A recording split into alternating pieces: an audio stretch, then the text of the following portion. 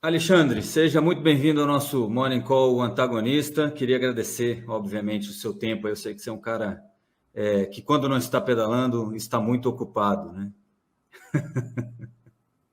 Pedalando também estou ocupado. Exato. O Alexandre, para quem não sabe, é economista e ex-diretor do Banco Central. E eu queria justamente começar a nossa conversa, Alexandre, falando sobre isso, né? Porque as pessoas não sabem muito bem como funciona uma reunião do Comitê de Política Monetária, que é aquele comitê que reúne os diretores do Banco Central e decide a taxa de juros, né? Eu brincava com você antes da gente entrar no ar aqui, que às vezes a pessoa acha que senta todo mundo ali. O Roberto Campos Neto hoje chama o pessoal, senta, dá um cafezinho para cada um e fala assim: olha, gente, eu estou pensando aqui e vai ficar em 13,75 a Selic. O que vocês acham? E o pessoal, tá bom, e pronto, né? Ou não. Eu queria entender porque como é essa mecânica, né? São 2 dias de reunião, né? 2 reuniões, na verdade, do Copom, para sair de lá com um texto que às vezes incomoda algumas pessoas. Depois a gente vai falar sobre isso, obviamente. Interpretação de texto no país parece que virou uma nova arte, e às vezes às vezes não sempre traz ali qual vai ser a nova meta da taxa Selic. Eu queria que você já teve experiência lá, você foi diretor de assuntos internacionais do banco, né? Isso. Como é que funciona a reunião do Copom? Tá certo. Bom, antes de mais nada, agradecer, quer dizer, já andei falando aqui no meio, mas agradecer a oportunidade da gente conversar, Rodrigo, sempre um prazer. Então, como é que funciona a reunião? Na verdade, são 2 reuniões do Copom, né? Como se sabe, agora elas não ocorrem mais mensalmente, já há algum tempo. Falo isso porque foi por acaso, o Rodrigo Azevedo estava de férias, então eu assinei a circular que mudou a frequência do cupom de mensal para agora 8 vezes por ano, etc. Mas, enfim, então, 8 vezes por ano se reúne a diretoria do Banco Central, que também é o Comitê de Política Monetária, né? A primeira reunião acontece sempre numa terça-feira à tarde. É uma reunião bem grande, tem vários departamentos do Banco Central participam, né?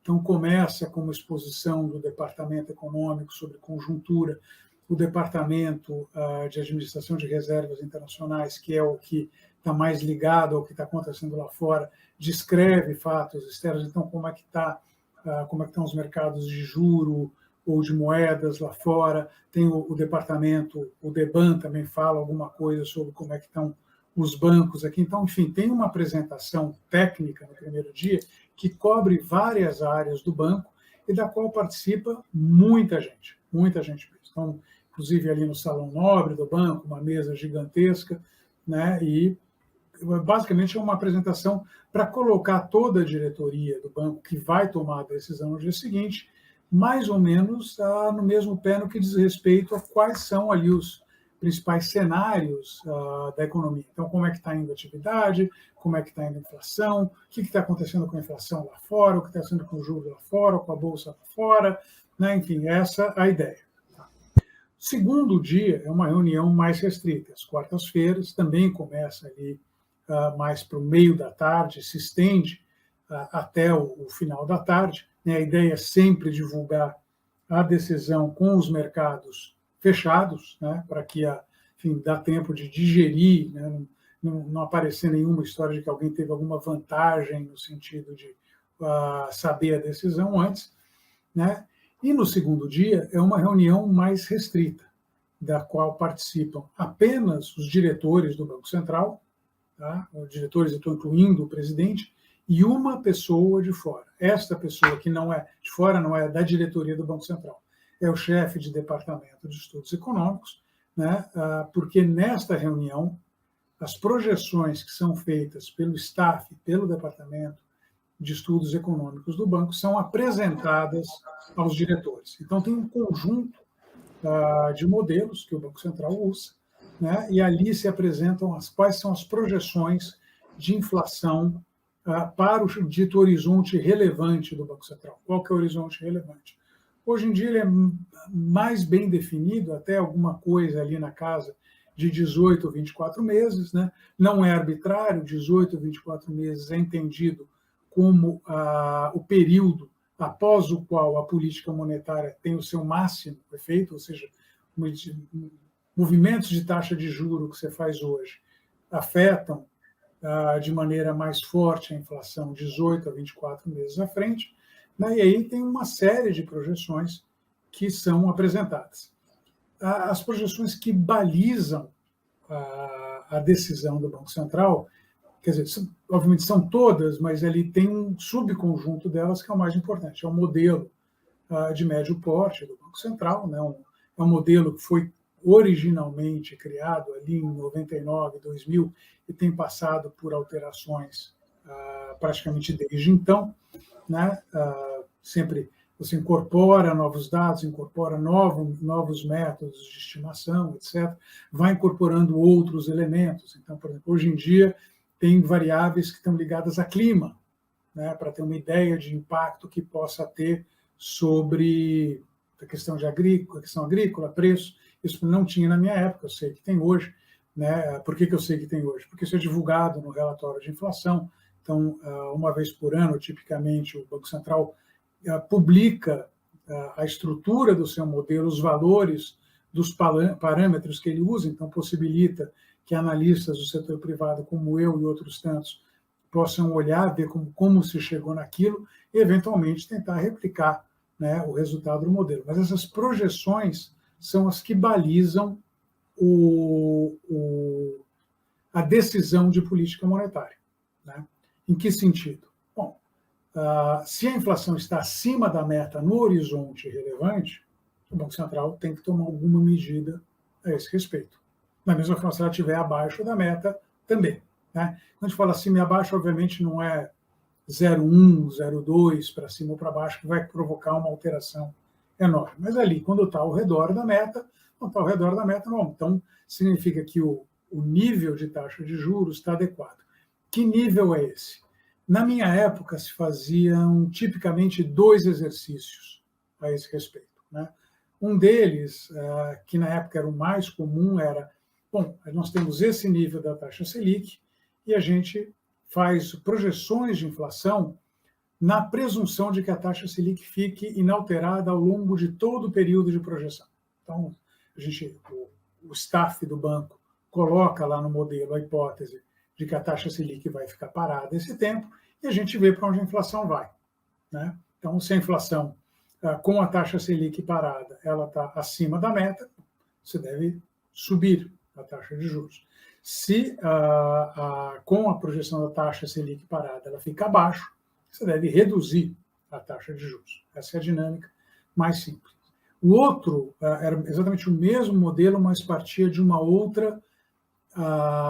outro conjunto de hipóteses sobre a evolução da taxa Selic. Então, pegavam as projeções de taxa Selic que são feitas por analistas de mercado, que são capturadas pela pesquisa Focus do Banco Central, então as pessoas vão contribuindo para essa pesquisa do Banco Central, sai de lá uma trajetória de juros. Outra coisa que o staff fazia era, com esta trajetória de juros que está embutida ali nas projeções dos analistas, como é que fica a inflação? Está na meta, está acima da meta, está abaixo da meta?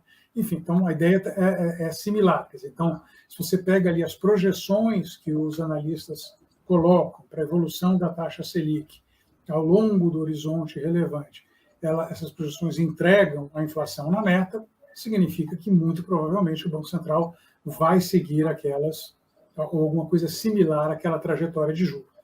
Se aquela trajetória de juros implica uma inflação acima da meta, então essa trajetória de juros está errada, ela tem que ser uma trajetória mais apertada.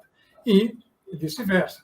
Se essa trajetória de juros implica inflação para baixo da meta, então ela também está errada, significa que você tem que rever para baixo. Então, esses dois conjuntos de hipóteses, né, eles balizam o que o Banco Central vai fazer. Então, sempre uma ideia de ver se a taxa de juros está adequada ou não, né, neste momento, ou ao longo da trajetória que é projetada pelos analistas de mercado. Né?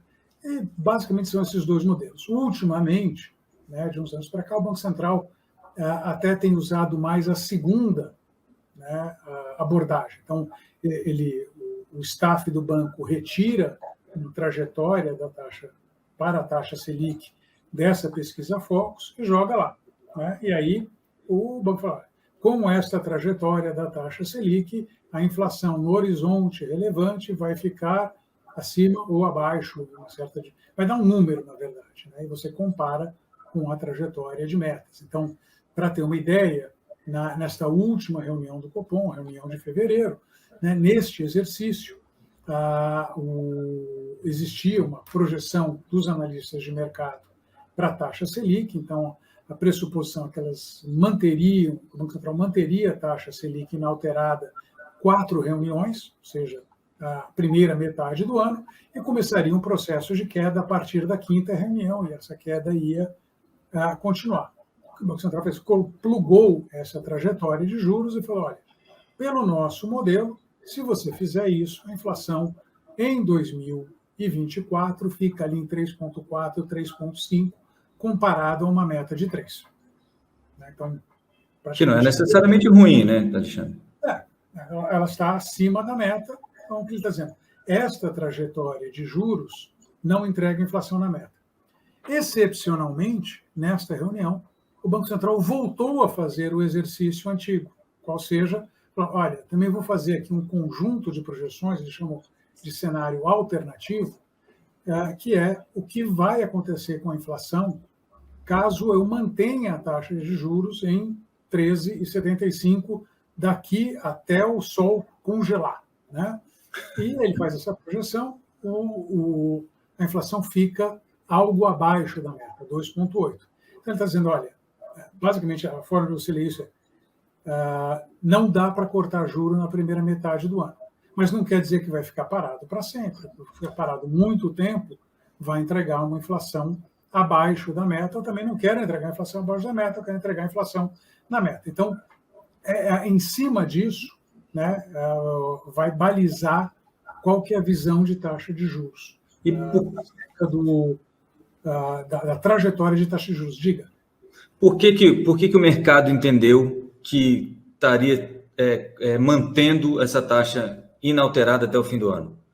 Porque essa foi a reação do mercado, foi até a reação do presidente Lula, inclusive. Na verdade, assim, eu fiz algumas contas, né? Se você quiser tomar valor de face as projeções do modelo, né? Com a defasagem que existe de política monetária, etc., daria para começar uma redução, não na 5ª reunião do ano, mas ali pela 7ª ou pela 8ª. Então, você teria aí... E aí, cortando os 50 vezes? Começaria a cortar a partir da 7ª ou 8ª reunião. Mas, enfim, isso, até esse momento, uma reunião típica do Copom, nenhum diretor abriu a boca. Não é exatamente verdade, mas esta apresentação, quem faz é o chefe de departamento de estudos econômicos, que representa o staff do banco que preparou aquelas projeções para a gente. Abre parênteses, diga-se de passagem, é exatamente assim que funciona em outros lugares. Então, por exemplo, na reunião do Federal Reserve, quem começa a apresentação tipicamente é o chefe do staff do banco, que vai mostrar as projeções de inflação, né, para os diretores. Então, a parte técnica, estritamente, é essa. E a partir daí começa a discussão. Então, tipicamente, quem abre a discussão é o diretor que é responsável pelas projeções, que é o diretor de política econômica. Aí falam os diretores, fala o presidente, debate-se, e aí faz sentido. Então, como é que a gente interpreta esses números? Quer dizer, quais são os riscos que estão associados a isso? Então, tem riscos para cima dessa projeção, tem riscos para baixo. Quer dizer, quando o Banco Central fala balanço de riscos, né, ele basicamente está dando a discussão que rolou no Comitê de Política Monetária, onde os diretores vão expor ali razões para acreditar que o modelo pode estar sendo muito pessimista no que diz respeito à inflação ou muito otimista no que diz respeito à evolução da inflação, né? Então, tem riscos que vão trazer a inflação para cima, tem riscos que vão trazer a inflação para baixo. São coisas que não puderam ser incorporadas tecnicamente no modelo, né? Então, tem... por exemplo, uma coisa que, inclusive, casa com essa discussão de hoje. O Banco Central, né, quando ele vai olhar, por exemplo, uma variável importante, que é a trajetória de contas públicas, ele vai olhar para o orçamento. Né? Então, tem um orçamento, eu coloco os números do orçamento lá. Né? A governança, então, o staff, a evolução das contas públicas vai acontecer assim, assim, assado, em linha com o orçamento. Obviamente, ao longo do ano vai corrigindo, na medida que vai ficar mais para um lado ou mais para o outro do orçamento, mas você vai basicamente colocando isso. Aí cabe aos diretores falar, bom, mas tem uma discussão que está rolando. No final do ano passado, está rolando uma discussão de mexer nas metas, mexer no teto de gastos. Então, esse orçamento que foi apresentado pelo governo, no caso do governo Bolsonaro, que trazia um déficit de 60, não é um déficit, vai ser maior do que isso. Mas quanto a gente não sabe. Você não sabe, você não pode incorporar no modelo. Mas você coloca ali no teu balanço de risco e fala, olha, está dando esse resultado. Agora, tem o risco de um desvio para cima no déficit público. Esse desvio para cima no déficit público tem tais e quais impactos sobre a inflação, e eu vejo um risco associado a isso. Mas tem uma série de coisas que estão acontecendo lá fora, então o preço de commodities pode estar caindo, pode estar subindo. Essa discussão é a parte mais rica, né? Porque uma delas, basicamente, o modelo foi lá e nos deu um número. Maravilha, é importante. O modelo é uma forma de você se manter coerente, né? Todos os fatores que você consegue quantificar, você coloca ali no modelo, ele tem uma coerência interna, né? Não quer dizer que ele esteja certo, mas ele tem uma coerência interna e ele permite que você coloque tudo isso daí, todas essas variáveis diferentes se materializam num único número, ou uma única trajetória, que é a previsão de inflação. Muito bacana, e é importante. Sem isso, não teria como começar a discussão, mas esse é o começo da discussão. Então, boa parte do debate que vai acontecer dentro do Comitê de Política Monetária é em cima a gente está vendo essa coisa com risco mais para cima, mais para baixo, eles estão mais ou menos equilibrados, enfim, qual que é o grau de incerteza, qual que é o grau de confiança que a gente pode dar. Quando a gente fala confiança, não é nem a confiança que sai das próprias projeções estatísticas, todas essas projeções saem com intervalo, 95% de confiança, então vai estar, esse ponto médio vai estar entre isso e aquilo. Não, quando a gente fala de confiança, olha, o trabalho foi bem feito, mas eu tenho aqui, eu não sei qual vai ser a trajetória fiscal. Qual que é meu grau de confiança? É baixo, porque se for uma coisa que era mais perto daquele orçamento que tinha sido inicialmente divulgado, a minha visão de inflação vai ser uma. Se for um negócio que vai mostrar um déficit muito maior, a minha projeção vai ser outra. Né? Então, esta parte aí, como disse, é a discussão mais rica. Né? E em cima disso é que o Banco Central debate. Então, tem muito julgamento, não é que assim, o modelo cuspiu um número, né? E a gente fala caramuru, o modelo está falado. E aí a vantagem de você ter entre a diretoria do Banco Central e gente com treinamento econômico, com treinamento de mercado. Eu fui um privilegiado, porque assim, eu pude compartilhar o comitê com gente do calibre do Eduardo Loio, do Afonso Bevilacqua, do Rodrigo Azevedo, todos eles economistas assim excepcionais. E hoje você tem o Guilherme, tem a Fernanda Guardado, enfim, tem o próprio Roberto, né, o Bruno. Então, tem gente que tem essa capacidade de discutir essas coisas. E é em cima dessa discussão que se toma a decisão. E essa é uma decisão, normalmente, o que acontece é que o diretor de política econômica propõe um número, então a gente vai, na minha visão, a gente deve subir, a gente deve baixar, a gente deve manter, e os demais vão falar, não, eu concordo, eu discordo, então, mas por que você discorda? Não, eu acho que teria que subir, não manter. Então, há alguns meses, por exemplo, a diretoria de política econômica, eu não sei se foi a diretoria de política econômica, acho que foi, porque entre as pessoas que tinham votado pela decisão que foi majoritária, estava o diretor de política econômica, mas, por exemplo, a Fernanda Guardado e mais um diretor, cujo nome eu não lembro agora, achavam que tinha que subir um pouco mais, né? tinha que subir, fazer uma última subida.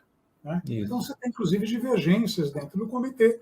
Essas divergências vão ser resolvidas pelo voto de cada um. No caso, são 9 membros do comitê, então a gente tem 8 diretores, o presidente, em última análise, é quem define. No caso de empate entre eles, vai ser uma decisão, vai ser um voto de Minerva. Mas é só nessas circunstâncias, e eu vou falar que nunca houve, que eu consiga me lembrar, pelo menos, uma circunstância na qual o comitê se dividiu exatamente no meio e o presidente deu voto de Minerva. Eu já vi comitês mais divididos, 2, 3 pessoas de um lado, mas tipicamente 6, 8 pessoas do outro. Então, é uma decisão efetivamente colegiada, uma decisão da diretoria colegiada do Banco Central.